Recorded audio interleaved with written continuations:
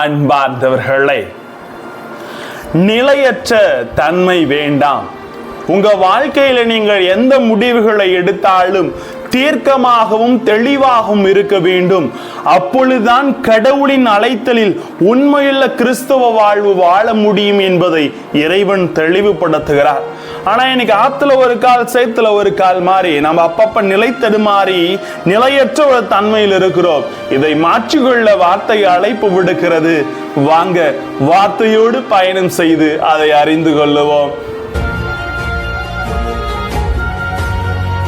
Praise the Lord. இயேசுவுக்கே புகழ், இயேசுவுக்கே நன்றி. இறைவனின் அருட்கரமும் அருளாசீரும் உங்களோடும் உங்கள் குடும்பத்தோடும் முழுமையாக தங்கிட உங்களை நான் வாழ்த்துகிறேன். எண்ணிலடங்கா இறைவனின் அருளாசீர் உங்களோடு முற்றிலுமாக இருக்க இறைவனின் அருள் என்றென்றும் வழி நடத்துவதாக. அன்பு உள்ளங்களே, எபிரேயர் 12:2 சொல்லுகிறது, நம்பிக்கையை தொடங்கி வழிநடத்துபவரும் அதை நிறைவு செய்பவருமான இயேசுவின் மீது கண்களை பதிய வையுங்கள்.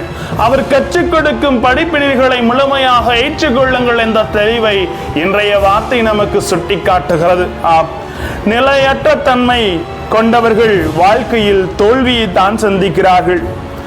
இப்போது ஒரு நிலைப்பாட்டிலும் ஒரு நிலையில இருப்பாங்க, திடீர்னு உடனே மாறுவாங்க, உடனே அங்கங்க தாவுவாங்க. இந்த குரங்கு மாதிரி அங்க தாவிக்கிட்டு ஒரு நிலையான தன்மையில் இருக்க மாட்டார்கள். இவர்கள் எப்பொழுதும் வாழ்வில் தோல்விகளை நிலைத்திருக்கும், வெற்றிகள் குறைவாகத்தான் இருக்கும் என்பது உண்மையின் அர்த்தமாக இருக்கிறது. சரியான முடிவுகளற்ற அழைப்பாகிற மனம் எதையும் சாதிக்க தகுதி இல்லாதது என்பதை இயேசுவின் கூற்றாக இருக்கிறது. இந்த கூற்றை தான் இன்றைய நற்செய்தியில் அவர் தெளிவாக நமக்கு சிந்தனையாக தருகிறார். அன்பார்ந்தவர்களே, சீடர்களை அழைக்கிறார். ஒருவர் எனக்கு வேலை இருக்குன்னு ஓடி போறார், ஒருவர் பின்பற்றணும்னு நினைக்கிறார். இப்படி பலவிதமான தடைக்கற்களை அவர்களை உருவாக்கி கொள்ளுகிறார்கள். இப்படி இருக்கக்கூடாது, சாக்கு போக்கு சொல்லி உங்கள் வாழ்க்கையில் நிலையற்ற தன்மை வேண்டாம் என்பதை அவர் தெளிவாக உணர்த்துகிறார். அன்பார்ந்தவர்களை, இறைவனின் அழைப்பை ஏற்றுக்கொள்வது என்பது கண்மூடித்தனமான வாழ்க்கையினை அமைத்துக் கொள்வதற்கு சமமானதல்ல. அதை நிலைப்பாடுகள் அவசியம், தீர்க்கமான முடிவுகள் அவசியம் என்பதை உணர்த்துகிறது. இயேசுவை பின்பற்றி விரும்பிய 3 பேரும் தகுதியற்றவர்கள் என்பதை இன்றைய நற்செய்தியில் அவர் தெளிவாக உணர்த்துகிறார்.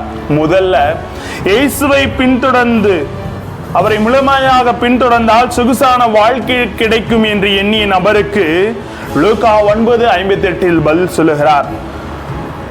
நரிகளுக்கு பதுங்கு குழிகளும் வானத்து பறவைகளுக்கு கூடுகளும் உண்டு, மானிட மகனுக்கோ தலை சாய்க்க கூட இடமில்லை என்று ஏழ்மையும் எளிமையும் கற்பிக்கும் வண்ணம் இயேசு நல்ல பதிலை இங்கு தருகிறார்.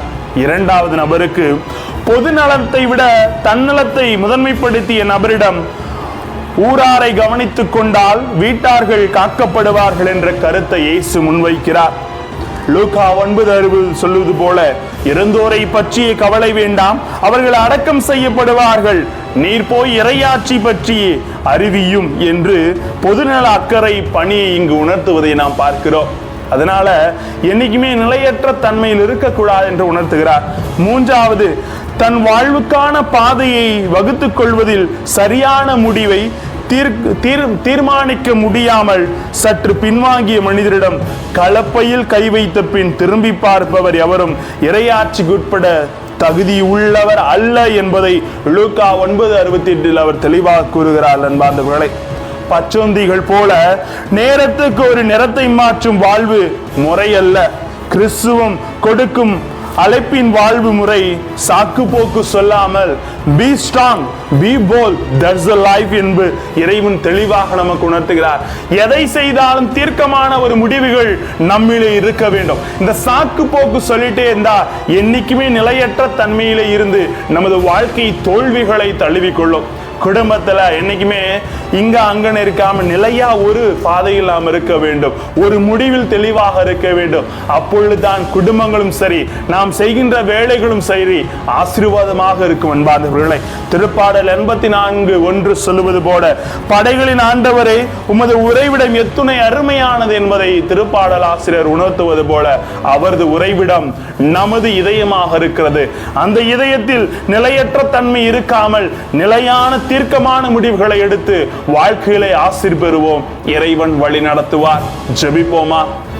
அன்பு இறைவா, இன்றைய நற்செய்தி எங்களுக்கு உணர்த்துவது போல நிலையற்ற தன்மை வேண்டாம் என்பதை அறிந்து எல்லா முடிவுகளும் வாழ்க்கையிலே தீர்க்கமாக எடுத்து கலப்பையில் கை வைத்து நாங்கள் ஒருபோதும் திரும்பி பார்க்காமல் உமது பணியை பிறருக்கு நாங்கள் கற்பிக்கவும், எங்கள் வாழ்க்கையில் நாங்கள் நிலைத்திருக்கவும் எங்களோடு தங்கும்படியாக ஜெபிக்கிறோம். எங்களை ஆசீர்வதியும் ஆண்டவரே.